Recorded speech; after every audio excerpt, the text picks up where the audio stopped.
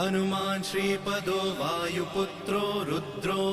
नघोजरः अमृत्यवीरवीरश्च ग्रामवासो जनाश्रयः धनदो निर्गुणः शूरो वीरो निधिपतिर्मुनिः पिङ्गाक्षो वरदो वाग्मी सीता शोकविनाशकः शिवः शर्वः व्यक्तो व्यक्तो धराधरः पिङ्गकेशः पिङ्गरोमा श्रुतिगम्यः सनातनः अनादिर्भगवान् देवो विश्वहेतुर्जनाश्रयः आरोग्यकर्ता विश्वेशो